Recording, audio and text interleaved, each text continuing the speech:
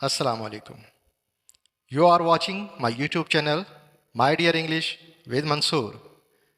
Viewers, इससे पहले जो हमने एक क्लास की थी जिसको मैंने इंग्लिश की इंट्रोडक्टरी क्लास कहा था, उसमें मैंने आपको कुछ इंग्लिश के हवाले से अहम टूल्स की बात की थी कि इंग्लिश सीखने के लिए हमें क्या क्या आना ज़रूरी है। उसमें मैंने आपको डिफरेंट चीज़ें बताई थी, जिसमें मॉडल्स का इस्तेमाल था, पॉजिटिव सेंटेंसेस थे, कंडीशनल थे, और इसके अलावा और दूसरी तमाम चीज़ें जिनका मैंने ज़िक्र किया था कि इंग्लिश के हवाले से हमें उनका आना ज़रूरी है। तो आज की क्लास में मैं आपके लिए मॉडल्स के हवाले से बहुत अहम टूल लेकर आया हूँ। मैंने बोर्ड पर वो तमाम चीज़ें ऑलरेडी लिख दी हैं ताकि वक्त ज़ाया ना हो और कम वक्त में ज़्यादा से ज़्यादा हम इस बात को समझ सकें। इससे पहले मैं एक बात आपसे करना चाहूँगा। देखिए, आपने और जगह भी कैन बी और कुड बी और मे और माइट बी का इस्तेमाल तो पढ़ा ही होगा। इसके बावजूद भी बहुत से स्टूडेंट्स इस कन्फ्यूजन का शिकार रहते हैं और ये कहते नज़र आते हैं कि जब हम कैन बी का इस्तेमाल शुरू करते हैं या कुड बी का इस्तेमाल शुरू करते हैं और फिर हम आहिस्ता आहिस्ता कैन हैव के बाद फिर कुड हैव और फिर वुड हैव बीन और फिर इसके बाद हम हैड का इस्तेमाल शुरू कर देते हैं, पास्ट में चले जाते हैं, फ्यूचर में चले जाते हैं। तो जब हम वापस आते हैं कैन की तरफ तो हम थोड़ा सा मिक्सअप हम कर देते हैं, उसको समझ नहीं आता कि वो पास्ट में हैव का इस्तेमाल होगा या हैव हैड का इस्तेमाल होगा। तो मैंने कोशिश की है कि इंडेफिनिट के हवाले से यानी प्रेजेंट के हवाले से जितना भी कैन का इस्तेमाल कहाँ कहाँ हो सकता है, तो आज हम उस हवाले से बात करेंगे। तो आज का जो टॉपिक है उसमें पास्ट का या फ्यूचर का उससे कोई ताल्लुक़ नहीं है, सिर्फ और सिर्फ प्रेजेंट की बात होगी या नियर फ्यूचर की बात होगी। इसलिए कन्फ्यूजन तो हो ही नहीं सकती कि सर ये पास्ट है या फ्यूचर है, हमें समझ नहीं आ रहा। तो समझ में आएगा इंशाअल्लाह ताला। आप ज़रा ध्यान से तवज्जो से इसको आप देखेंगे तो मैं थोड़ा डिटेल से आपको समझाने की कोशिश करूँगा और ज़्यादा नहीं वक्त होगा इंशाअल्लाह, ज़्यादा वक्त नहीं लगेगा। मैंने 3-3 जुमले इसके लिखे हैं। फिर भी अगर आपको कोई बात समझ ना आए तो आप मेरा नंबर जो व्हाट्सएप का नंबर है उसमें और कमेंट्स में आप मुझसे पूछ सकते हैं। तो चलिए फिर आज की क्लास शुरू करते हैं।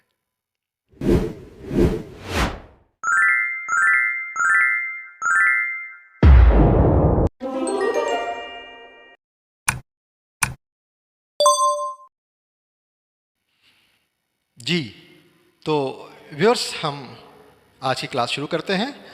आज की क्लास में आप देखेंगे यहाँ मैंने लिखा है फॉर प्रेजेंट या फ्यूचर और आगे हमने लिखा है पॉसिबिलिटी।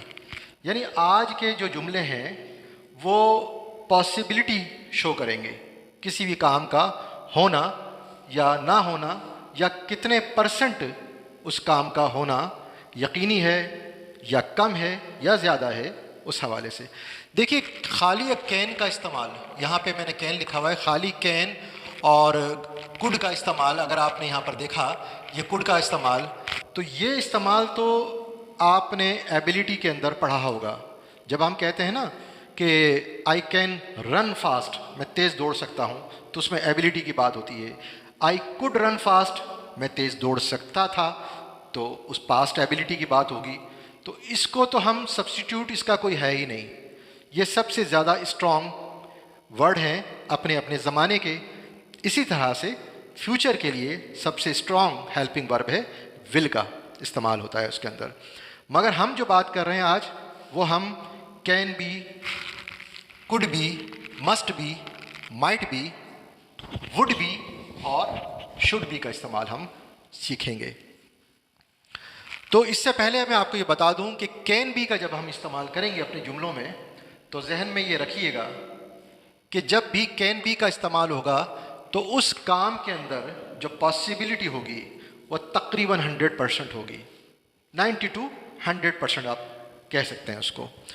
और जब हम जुमले में कुड बी का इस्तेमाल करेंगे तो भी तकरीबन मामला ऐसा ही होगा। यहाँ कुड का मतलब पास्ट नहीं है, ऐसा नहीं है कि था का मायने में आएगा। पॉसिबिलिटी में कुड का इस्तेमाल भी प्रेजेंट या नियर फ्यूचर के लिए ही इस्तेमाल होता है। इसके बाद फिर मस्ट बी है। मस्ट बी का तो मतलब आपको मालूम ही है कि जब हम मस्ट का इस्तेमाल करते हैं तो इसका मतलब होता है ज़रूर। तो जब जुमले में कोई ऐसा जुमला आ जाए कि ये काम ज़रूर होगा तो आप वहाँ मस्ट का इस्तेमाल करते हैं। इसके बाद देखिए मे बी। मे बी आप देखिएगा यहाँ पे लिखा है 50%। यहाँ पर जो 50% का मतलब ये है कि काम में अगर आपको लगता है कि हो सकता है ये काम हो या हो सकता है ये काम ना हो, तो 50% चांसेस हैं उस काम के होने में, तो आप मे बी का इस्तेमाल करेंगे। तो जब हम माइट बी का इस्तेमाल करेंगे तो इसका मतलब ये हुआ कि आपको उस काम की श्योरिटी 20% है या 25-30% है, ज़्यादा श्योर नहीं है आप उस काम को होने के लिए।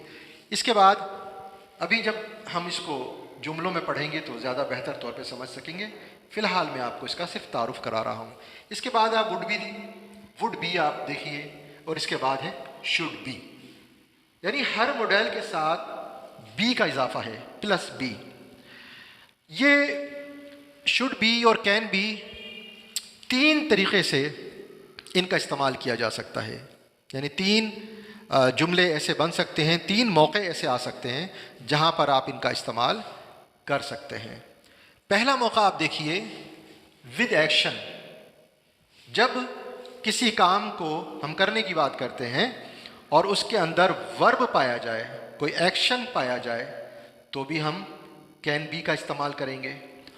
और अगर वर्ब ना हो उस जुमले में, नो एक्शन यानी स्टेट ऑफ बीइंग, यानी जिसके अंदर काम नहीं बताया जाएगा, फिर भी कैन बी का इस्तेमाल होगा। और तीसरा जो इसका तरीका है वो है पैसिव V3।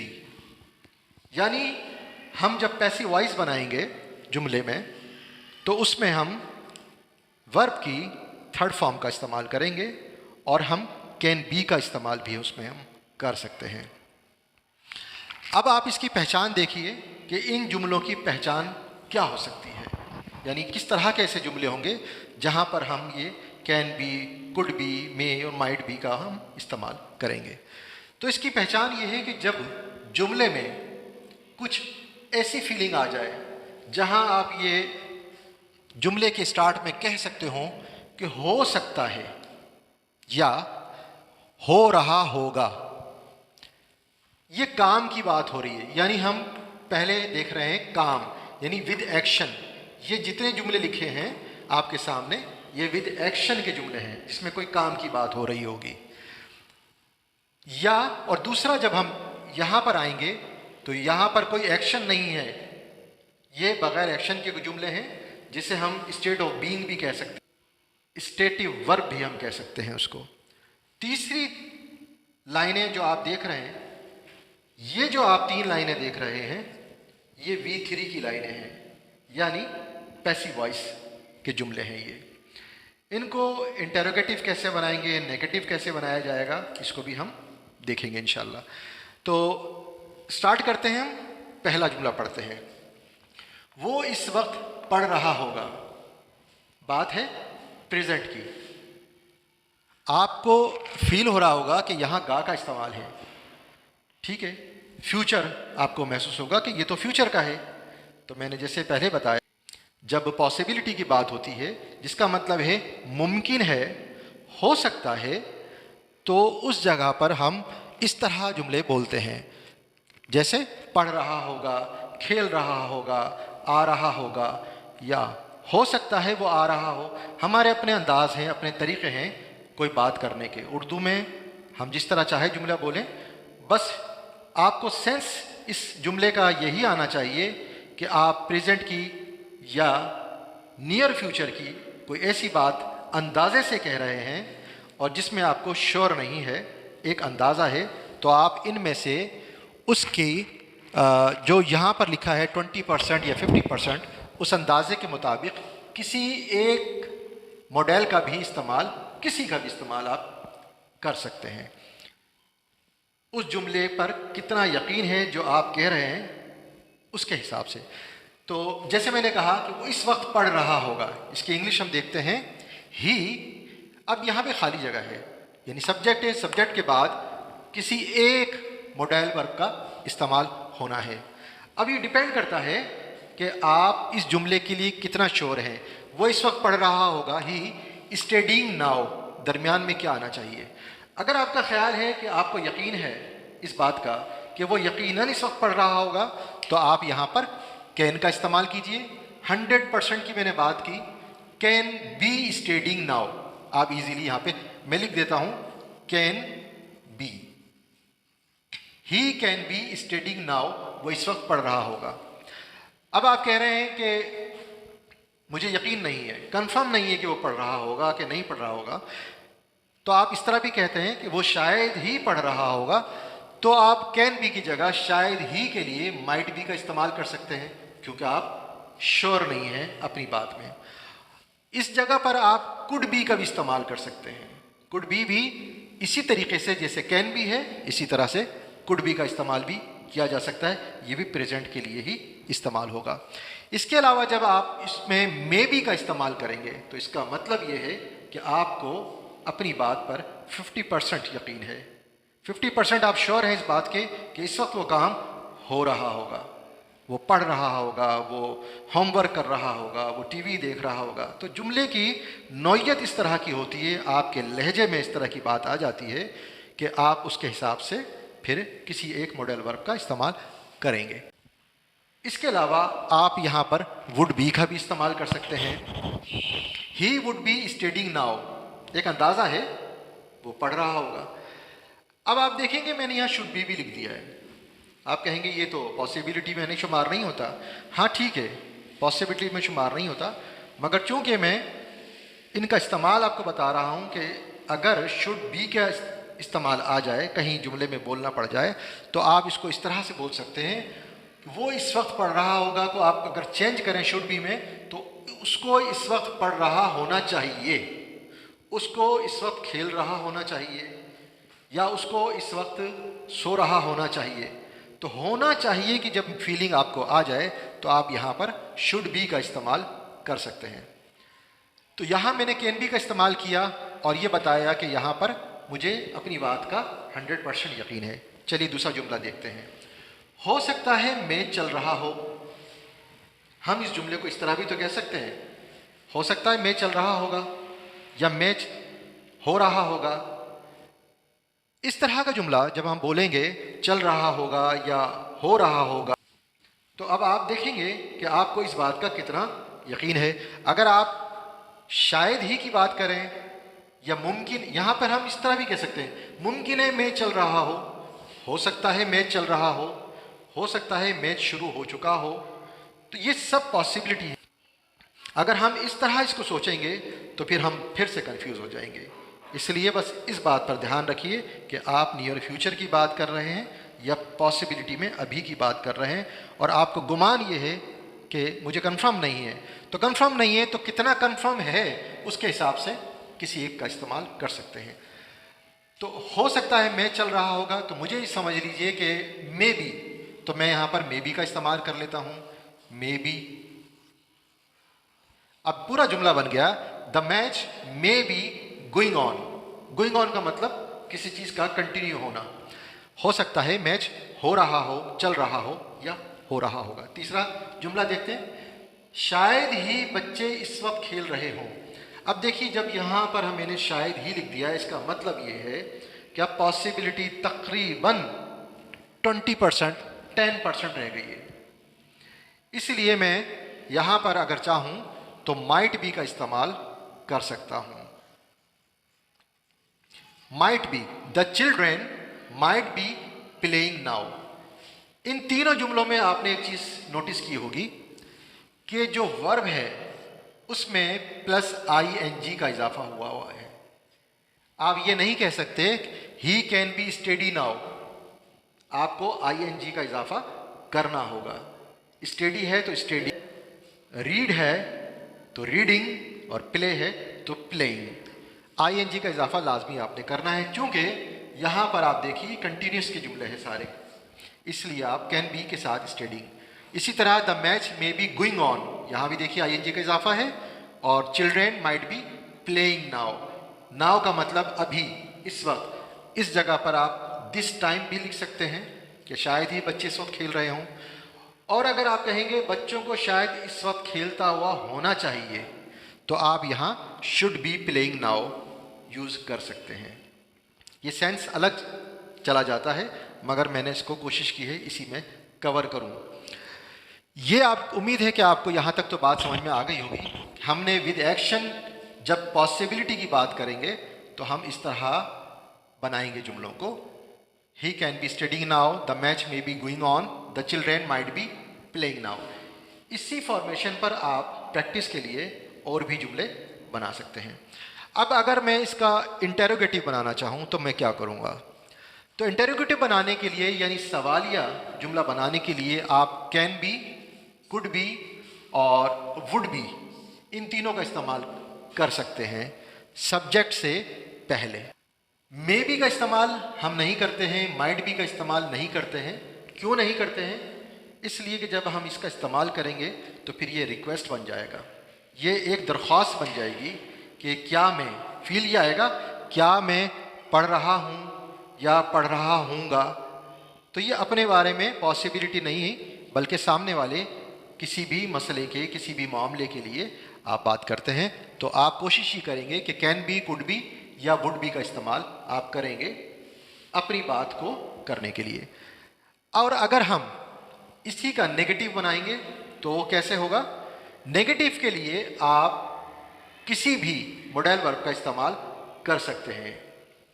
आप कैन नॉट बी, अगर मैं इनका नेगेटिव बनाऊं, वो इस वक्त नहीं पढ़ रहा होगा, मुझे लगता है कि वो इस वक्त, आप ये फीलिंग भी दे सकते हैं, जब ये फीलिंग आ रही हो, मुझे लगता है वो इस वक्त नहीं पढ़ रहा होगा, तो आप कह सकते हैं ही कैन, और इसके दरमियान में आप लिख सकते हैं not be, he can not be studying now, वो इस वक्त पढ़ नहीं रहा होगा। हो सकता है मैच ना चल रहा हो, तो आप कहेंगे द मैच मे नॉट, आप यहां नॉट का इजाफा कीजिए इस दरमियान में, may not be going on, हो सकता है मैच इस वक्त ना चल रहा हो, ना हो रहा हो। तीसरा जुमले में हम जल्दी से आगे बढ़ते हैं कि शायद ही बच्चे इस वक्त खेल रहे हों, तो अगर हम इसका नेगेटिव बनाएंगे तो हम कहेंगे द चिल्ड्रेन माइट, और इसके बाद माइट के दरमियान में नॉट का इस्तेमाल करके हम लिखेंगे the children might not be playing now, शायद ही बच्चे इस वक्त नहीं खेल रहे हों, शायद बच्चे इस वक्त ना खेल रहे हों, नहीं खेल रहे हों, बात तो एक ही है। तो उम्मीद है कि आपको विद एक्शन कैन बी का इस्तेमाल समझ में आ गया होगा। मैं फिर से बता दूं, ये तमाम के तमाम जुमले प्रेजेंट के हैं, इसमें पास्ट का कोई ताल्लुक नहीं है। और कैन बी का इस्तेमाल कहाँ कहाँ हो सकता है, वो तीनों मौके मैंने आपको बता दिए हैं। अब दूसरा मौका कैन बी का, जब हम इसको इस्तेमाल करेंगे तो वो क्या हो सकता है, चलिए हम देखते हैं। अली इस वक्त घर पर हो सकता है, या अली इस वक्त घर पर होगा, हमारा तरीका है हम जिस तरह से भी बोलना चाहें। तो मौजूदा वक्त में जब कोई काम नहीं है, ये स्टेटिव वर्ब है, यानी नो एक्शन की बात हो रही है, यहाँ कोई एक्शन नहीं है, चलना फिरना, गाना बजाना, सोना पढ़ना नहीं है, बल्कि होने की बात हो रही है। तो हम इसकी इंग्लिश कैसे करेंगे? Ali.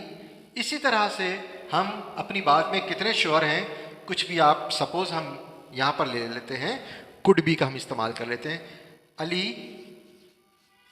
Could be at home now, Ali इस वक्त घर पर हो सकता है, या अली इस वक्त घर पर होगा, या मुझे लगता है कि अली इस वक्त घर पर होगा।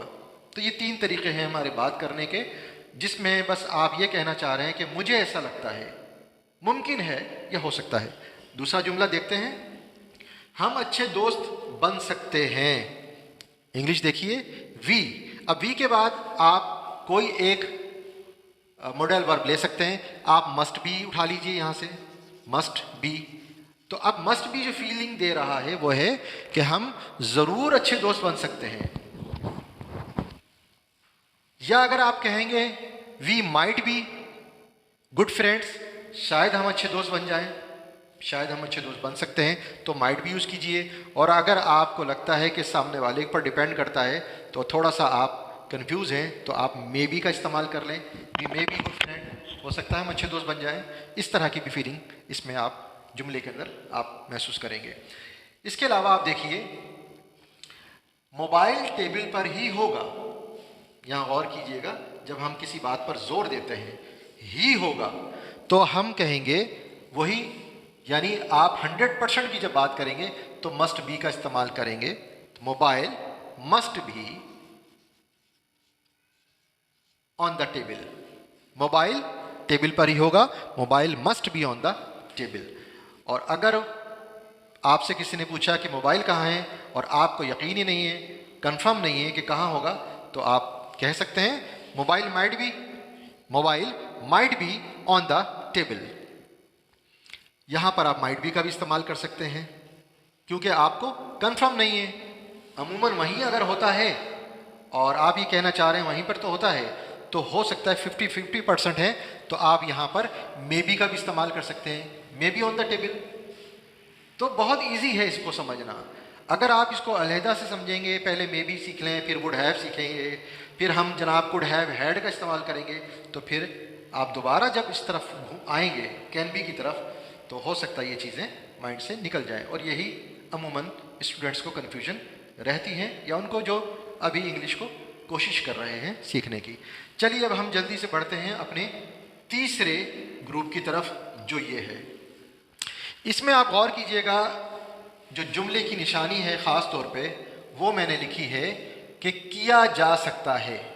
जो तीसरा इसका फेज़ है कैन बी का, वो है पैसिव वॉइस। इसके अंदर आप जब ऐसा जुमला बोलेंगे कि जिसमें कोई काम किया जा सकता है, यानी वर्ब का इस्तेमाल तो होगा मगर वर्ब की थर्ड फॉर्म का इस्तेमाल होगा। जुमला हम देखते हैं, चोर को गिरफ्तार किया जा सकता है। हम इसकी इंग्लिश भी बना लेते हैं, द थीफ, और इसके बाद वर्ब की थर्ड फॉर्म अरेस्टेड। अब आपको इस बात का कितना कंफर्म है, कितना श्योर हैं आप कि गिरफ्तार किया जा सकता है? अगर श्योर है मस्ट लगाइए, मस्ट बी का इस्तेमाल कीजिए। अगर आप 50-50% आपको चांसेस हैं, मे बी का इस्तेमाल कीजिए। और अगर आपको लगता है कि शायद ही गिरफ्तार किया जा सके, तो आप माइट बी का इस्तेमाल कीजिए। और अगर श्योरिटी की बात हो रही है, वुड बी का इस्तेमाल कीजिए। और गिरफ्तार किया जाना चाहिए, जब बात ये हो तो आप शुड बी का इस्तेमाल कर सकते हैं कि चोर को गिरफ्तार किया जाना चाहिए, the thief should be arrested. तो हम यहां पर इनमें से कोई भी एक मॉडल का इस्तेमाल कर लेते हैं। ज़रूर गिरफ्तार किया जाना चाहिए, तो हम यहां लिख देते हैं must be, the thief must be arrested, चोर को गिरफ्तार किया जा सकता है। इसमें कोई था वाली बात नहीं। अच्छा, दूसरा जुमला देखिए, कल तुम्हें कॉलेज बुलाया जा सकता है। नियर फ्यूचर की बात हो रही है। अगर आप विल का इस्तेमाल करेंगे तो तुम्हें बुलाया जाएगा। अब ये यहाँ पे यू विल बी कॉल्ड, तो इसमें तो बात हो रही है 100% की ही, विल बी का इस्तेमाल तो फ्यूचर की बात हो रही है। हम जे देख रहे हैं पॉसिबिलिटी के केस में, तो पॉसिबिलिटी के लिए हम यहाँ विल बी का इस्तेमाल नहीं कर सकते, बल्कि हम उसकी जगह पर वुड बी का इस्तेमाल भी कर सकते हैं, और उसकी जगह could be, must be, may be, जो चाहे इस्तेमाल कीजिए। कल तुम्हें कॉलेज बुलाया जा सकता है, जो मैंने अभी बताया। यू, अब यू के बाद आप चाहें तो वुड बी लगा दीजिए, कुड बी लगा दीजिए। चलिए यहाँ पर हम कुड बी का इस्तेमाल कर लेते हैं। तो इसमें भी बात श्योरिटी की जो अगर है तो वो तकरीबन कैन के मुकाबले में ही है, या मस्ट बी के मुकाबले में है। मे और माइट में ज़रूर फ़र्क है, 50% का, 20% का। और शुड बी तो बिल्कुल एक अलहदा सी चीज़ है, होना चाहिए, एडवाइस के ऊपर भी आता है। इसके ऊपर इंशाल्लाह शुड के ऊपर हम पूरी एक वीडियो बनाएंगे बाद में। फ़िलहाल हम इसको देखते हैं। तीसरा जुमला है, ये काम किया जा सकता है। इंग्लिश देखिए, this work.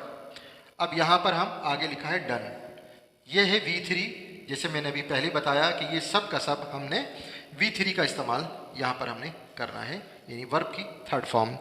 This work can be done अगर हम कहेंगे, चलिए हम यहाँ कैन बी का इस्तेमाल कर लेते हैं। कैन बी डन का मतलब है किया जा सकता है। और कुड बी का इस्तेमाल का मतलब भी यही है। मे बी का मतलब ये हो, कितना किया जा सकता है तो वो अपनी चॉइस के ऊपर जो आप कहना चाहते हैं वहाँ से आप लेकर लगा सकते हैं यहाँ पर। तो आपने देखा कैन बी के इस्तेमाल के लिए हमने 3 ग्रुप बनाए थे। पहला ग्रुप ये था। दूसरे ग्रुप में हमने बात की जब हम यहाँ पर हमने वर्ब की बात की। यहाँ हमने जो जुमले बनाए उसमें वर्ब नहीं है, और यहाँ जो हमने जुमले बनाए थे वो V3 के जुमले हैं, यानी पैसिव वॉइस के जुमले हैं। अभी आपने पॉजिटिव जुमले इनके देखे। अगर हम इनको इंटेरोगेटिव बनाना चाहेंगे तो सेम वही तरीका होगा इंटेरोगेटिव का भी, कि हम कुड को सब्जेक्ट से पीछे ले आएंगे और बी यहीं रहने देंगे, और कैन, कुड और वुड को हम इस्तेमाल करेंगे सवाल के लिए। इसी तरीके से जब हम यहाँ आएंगे और इसका इंटेरोगेटिव भी बनाएंगे तो भी वही तरीका है, कोई फॉर्मेशन चेंज नहीं होगी। हम मस्ट या मे या माइट जो भी है बी को छोड़ देंगे यहीं और हम उसको पीछे ले आएंगे तो वो इंटेरोगेटिव हो जाएंगे। और अगर हम इनका नेगेटिव बनाएंगे तो जैसे मैंने यहाँ बताया आपको, तो यहाँ पर भी आपको मस्ट के दरमियान में नॉट का इस्तेमाल कीजिए, इंटेरोगेटिव बन जाएगा।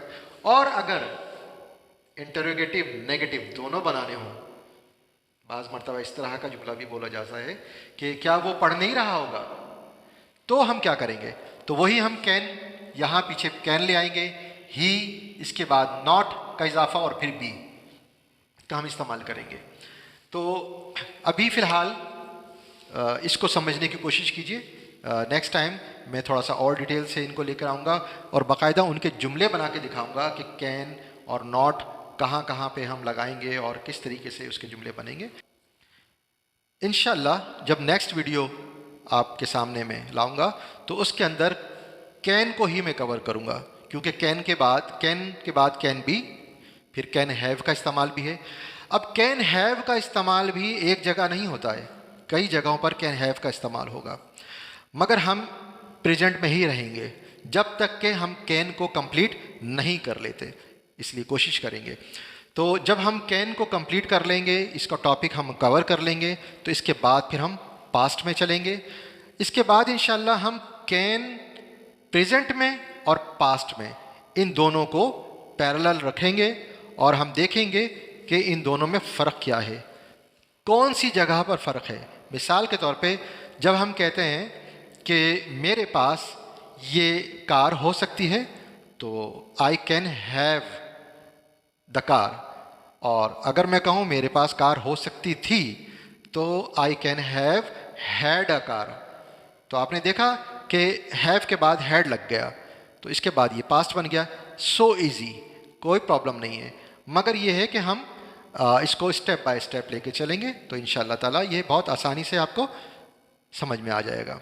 तो आपने देखा कि यहाँ पर हमने can be, could be, may be, might be, must be और शुड बी का इस्तेमाल किया। 3 जगहों पर इनका इस्तेमाल होता है। तो मेरा channel my dear English with Mansoor को लाइक, सब्सक्राइब और शेयर ज़रूर कीजिएगा अपने दोस्तों से, और बेल आइकन को भी प्रेस कीजिएगा ताकि फ़ौरन जैसे ही मैं अपनी नेक्स्ट वीडियो अपलोड करूँगा तो वो आपको नोटिफाई हो जाएगी। इंशाल्लाह टिल देन, अल्लाह हाफिज़।